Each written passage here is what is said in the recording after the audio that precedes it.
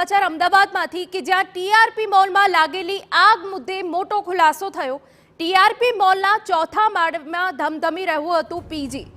TRP મોલના ચોથા અને પાંચમા માળે ગેમ ઝોનમાં ટ્રેમ્પોલિન પાર્કમાં આગ લાગી હતી। સ્કાય જમ્પર ટ્રેમ્પોલિન પાર્કની ડાબી બાજુ ગર્લ્સ પીજી હતું। આ ચોંકાવનારો ખુલાસો થયો છે।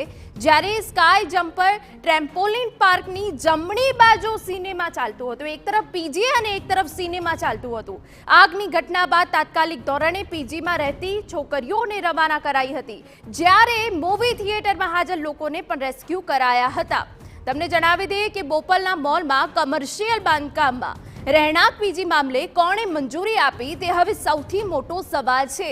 જો કોઈ મોટી દુર્ઘટના સર્જાત તો તેનું જવાબદાર કોણ હોત?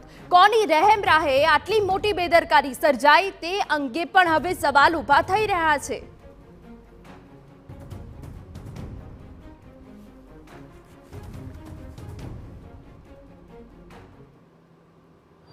અમદાવાદના બોપલમાં આવેલા ટીઆરબી મોલમાં મોડી રાત્રે આગ લાગી અને ફાયર વિભાગની 25થી વધુ ગાડીઓએ અનેક ટીમ સાથે કલાકો સુધી જહેમત કર્યા બાદ આગ પર તો કાબુ મેળવાઈ ગયેલો છે, પરંતુ એ રાખ હવે અનેક સવાલો ઊભા કરી રહી છે। તેની વચ્ચે જ જે માહિતી મળી રહી છે તે પ્રમાણે જે ટ્રેમ્પોલિન પાર્ક છે તેની ડાબી બાજુ એક પીજી અને જમણી બાજુ થિયેટર ચાલતું હતું, ત્યારે તેની સામે પણ જે કેટલી યોગ્યતા છે તે અનેક સવાલો ઊભા કરી રહી છે। ત્યારે જ્યારે આગ લાગી તેના પ્રત્યક્ષદર્શી છે જે મોડી રાત સુધી અહીંયા રહેતા હતા અને અનુભવી તથા આસપાસના વિસ્તારમાં રહે છે, તેમની સાથે સીધા વાત કરીશું।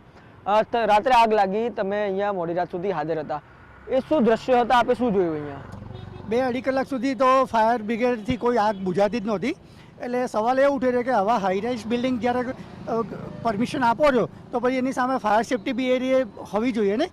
ઇવન તો કોમર્શિયલ બિલ્ડિંગમાં પાછળ પીજી લેડીઝો હતી, મૂવીમાં લોકો મૂવી જોતા હતા, એ પોપકોર્ન થેલીઓ લઈને ભાગ્યા આટલું, અને એને અડીને પાછા રેસિડેન્શિયલ બિલ્ડિંગ છે, તો લોકોની સેફ્ટીનું શું? અચ્છા, જે આગ લાગી એની બાજુમાં પીજી આવેલું હતું, ડાબી બાજુ, જમણી બાજુ આવેલું હતું થિયેટર, જેમાં આપણે કહ્યું કે અનેક લોકો પોપકોર્નની થેલીઓ લઈને ભાગ્યા હતા અને તેની સાથે સાથે પીજીમાંથી છોકરીઓ પણ રવાના કરાઈ હતી। જો કોઈ ઘટના ઘટી હોત અથવા તો એકાદ લોકોએ પણ પોતાનો જીવ ગુમાવ્યો હોત તો જવાબદારી કોની? આ કેટલું યોગ્ય આપ માની રહ્યા છો? ટોટલી જવાબદારી તો જે કોર્પોરેશન ઓડા કે જે કંઈ હોદ્દેદારો છે, પોલિટિશિયન છે, પાર્ટી કે જે કંઈ એના ઓનરો છે, બિલ્ડરના જે કોમર્શિયલ ડેવલપર છે એની જ હંમેશા હોય છે, જે honour of the building premises. તો એ લોકોને જ્યારે એને મંજૂરી મળે છે ત્યારે જાહેર જનતાના હિત માટે ધ્યાન રાખી અને જે કાંઈ હોદ્દેદારો છે, પદાધિકારીઓ છે, એને સમાજના હિતને ધ્યાનમાં રાખી અને જ્યારે બહેનો દીકરીઓ, કોઈ સિનેમા જોવાવાળા પ્રેક્ષકો એની જિંદગી જોખમમાં ના મુકાય એવા પગલાં લેવા જોઈએ હંમેશા।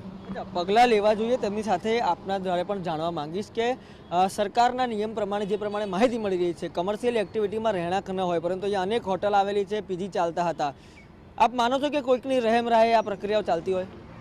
હવે મંજૂરી કઈ રીતે આપી એ સવાલ ઉઠે છે આમાં તો મેઇન, કારણ કે કોમર્શિયલ હોય તો એના માટે એ જ વ્યવસ્થા હોવી જોઈએ, બીજું તો શું।